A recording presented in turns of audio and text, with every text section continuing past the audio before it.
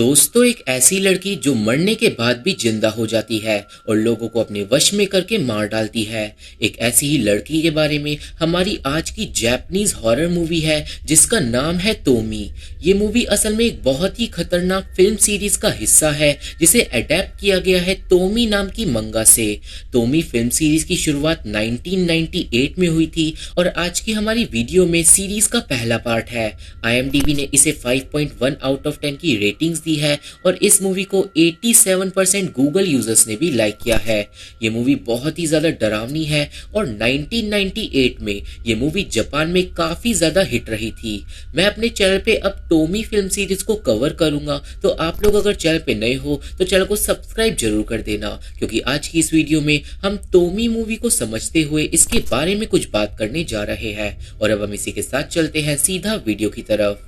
Movie शुरू होती है एक लड़के को दिखाते हुए जो एक प्लास्टिक बैग को बाजार में से ले जा रहा था।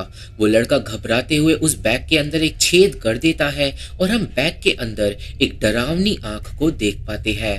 यहाँ से सीन जाता है सुत्सुकी नाम की एक लड़की पे जो अपनी दोस्त काओरी के साथ पार्क में होती है।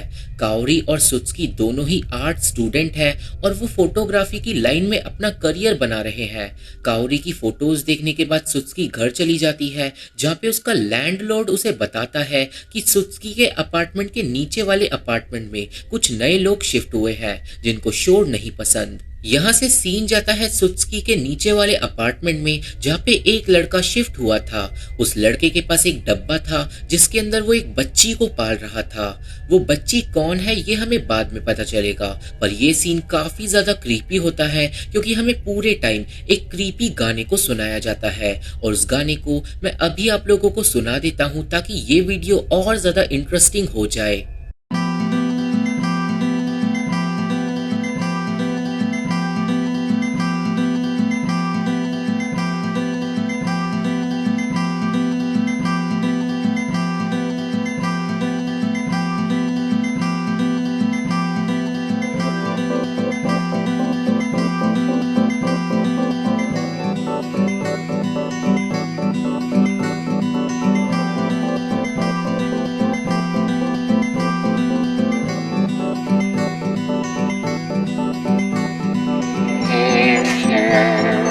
Call me, I will go back. If you lie to me, I'll lie back all my life. If you look at me, I'll be broken. If you hear my song, I'll die. It's got no time dreaming here with you. Dreaming here with you and you.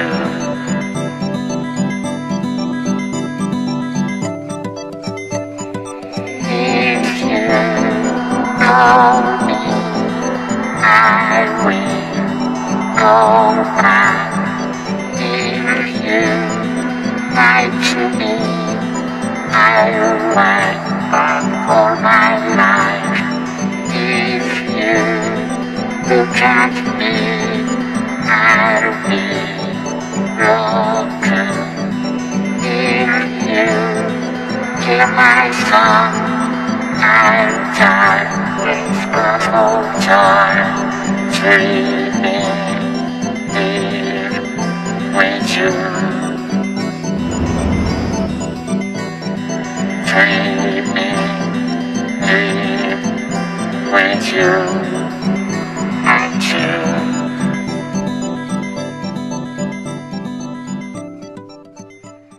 इस गाने की वजह से शायद ये video अब monetise ना हो, बट इट्स ओके। और अब हम मूवी में आगे चलते हैं।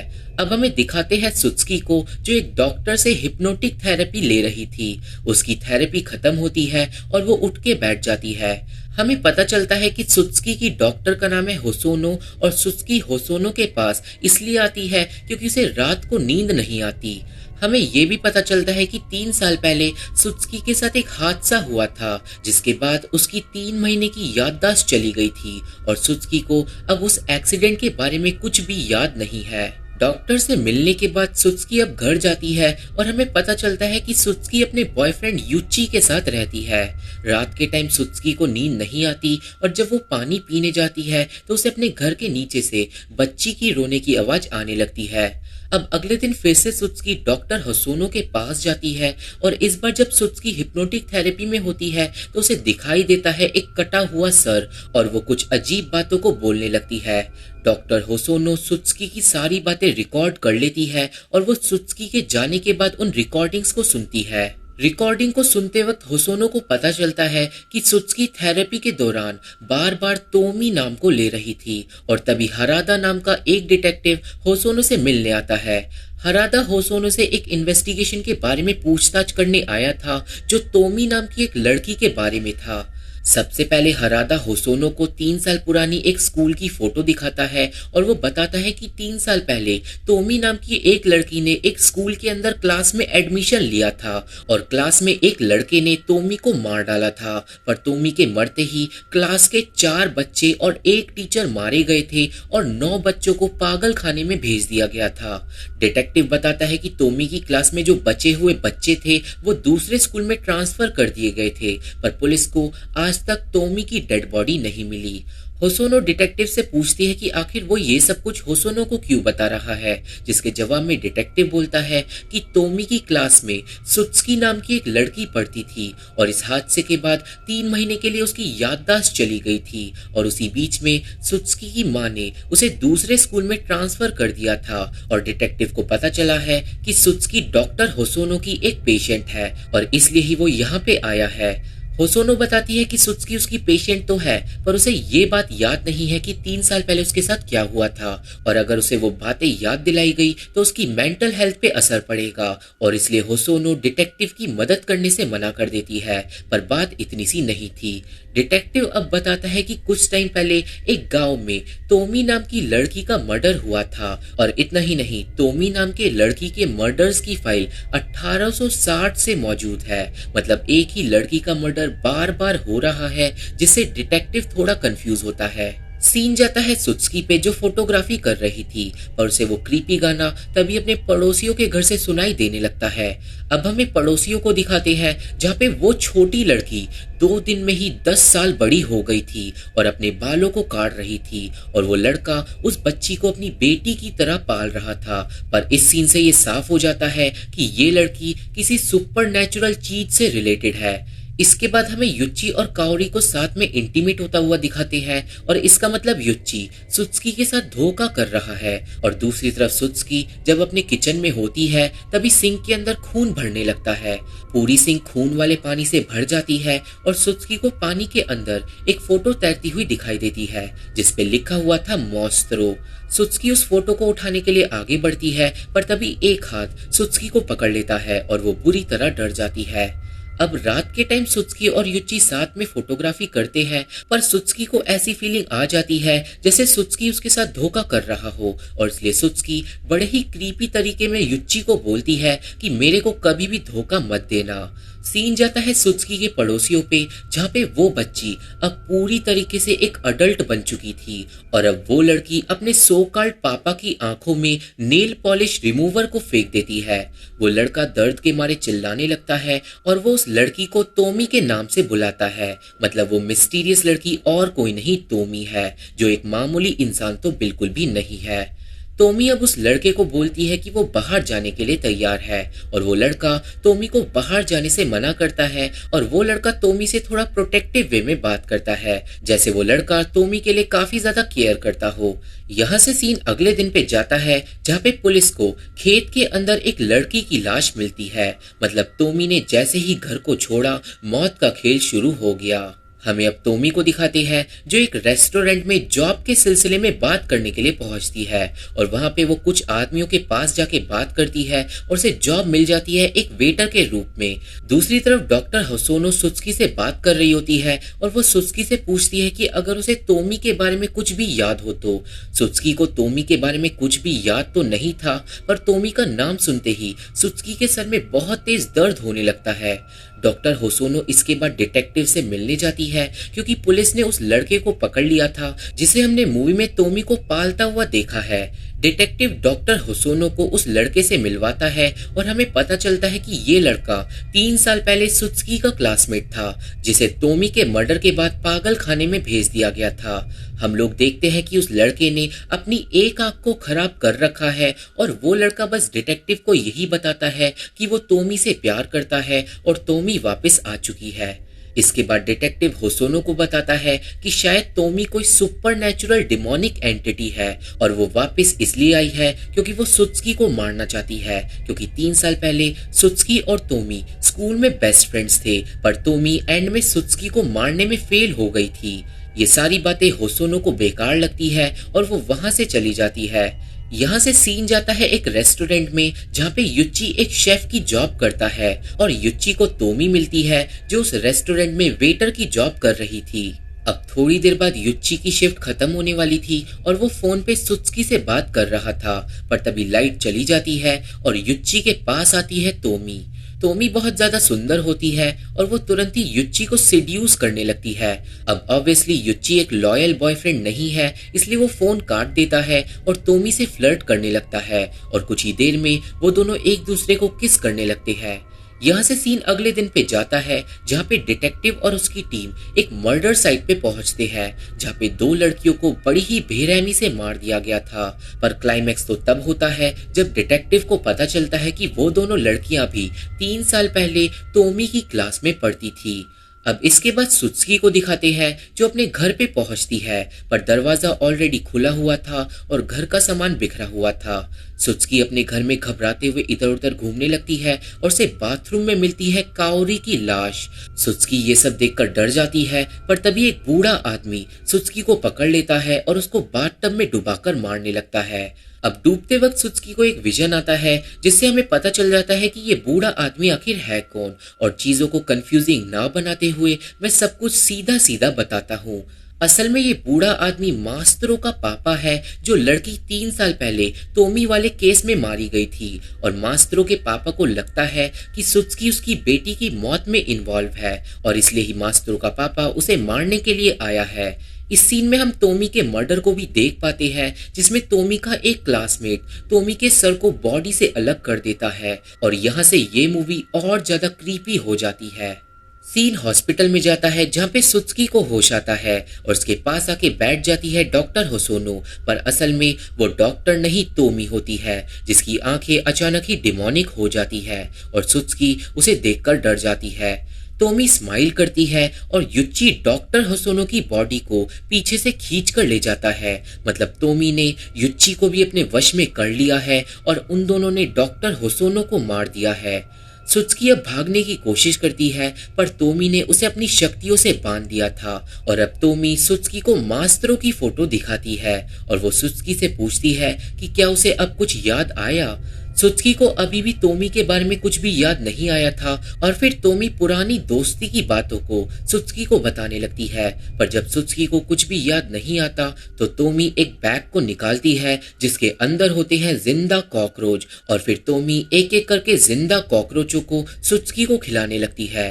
दूसरी तरफ युच्ची धीरे धीरे तोमी के चंगुल से निकल रहा था और वो सुत्सुकी के साथ बिताए गए हैप्पी मोमेंट्स को याद कर रहा था।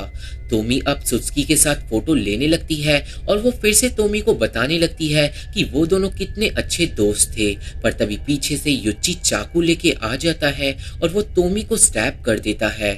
युच्ची अब तोमी को बहुत बार चाकू से स्टैब करता है और तोमी मारी जाती है, पर यहाँ पे मैं एक बात बोलना चाहूंगा कि तोमी 1860 के टाइम से ये चीजें करती आ रही है। मतलब वो बार बार अपना मर्डर करवाती है और फिर से जिंदा होके आ जाती है, जिसके बाद वो और लोगों को मारती है। पर तोमी आखिर ऐसा कर क्यों रही है और वो आखिर असल में है कौन, इस बात का जवाब इस मूवी में हमें नहीं मिला।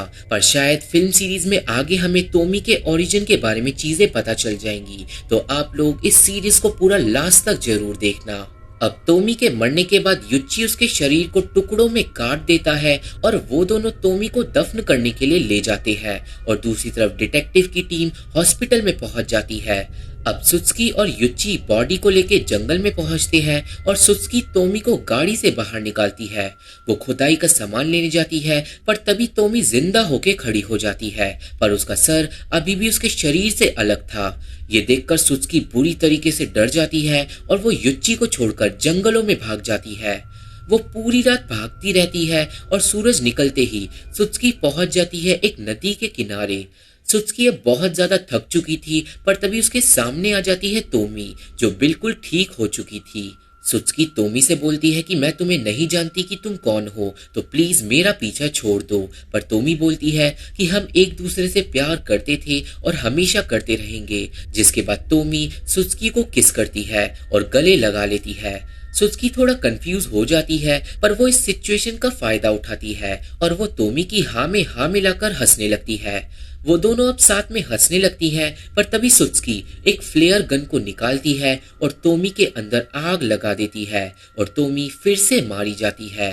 सीन यहाँ से कुछ दिन आगे शिफ्ट होता है, जहाँ पे सुत्सुकी एक नॉर्मल लाइफ जी रही थी और फोटोग्राफी पे ध्यान दे रही थी। शाम के टाइम सुत्सुकी एक फोटो को डेवलप कर रही थी, जिसमें वो देखती है कि उसकी आंख के नीचे एक तिल आ गया है और वैसा ही सेम तिल तोमी के चेहरे पे भी था।